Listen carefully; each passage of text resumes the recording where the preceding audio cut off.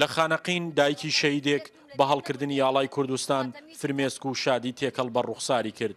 ئەو کوردستانی بوونی خانەقینی دووپات کردەوە و ڕەنگڕێژی کوردایەتی کرد بە باڵای ئەو شارەدا. هیچ قسەیەکم نییە بەخوا هیچ قسەیەکە بەس حەزم کرد ئاڵای کوردستان بەرزە بێت ناوچەو کوڕەکەی من بەس ئەوە هیچم ناوێت سەرمان بەرزەیمە سەرمان بەرزە الحەمدلله و شکر بۆ خوا الحەمدلله و شکر بۆ خوا.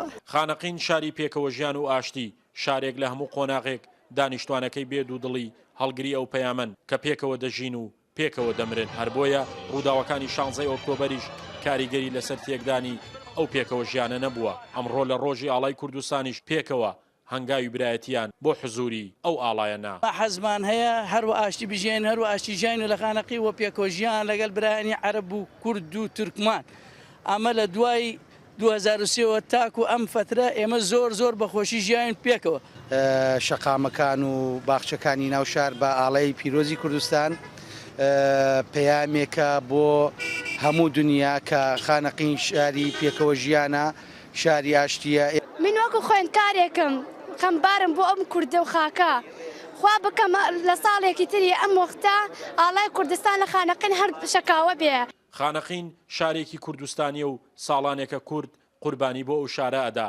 لە پاڵ خەباتی کورد بۆ ئەو شارە مافی نەتەوە و پێکاتە ئاینە جیاوازەکانیش پێشێل نەکراوە.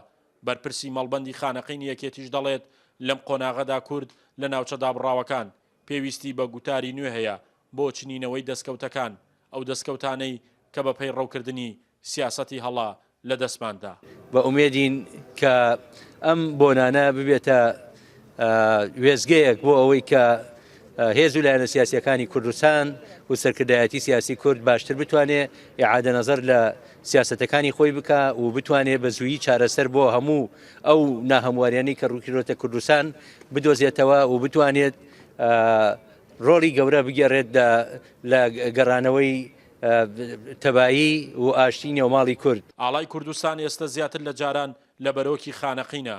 ئەو خانەقینەی ڕووداوە سیاسیەکانیش کاریگەری لەسەر سڕینەوەی ناسنامەی کوربوونی نییە و دانیشتوانەکەشی لە ژێرە و ئاڵایەدا بێجیاوازی پشووەدەن و بەڕێزەوە دەستی پاراستنی بۆ درێژ ئەکەن. شاخەوان محەممەد، کورسات نیوز، خانەقین.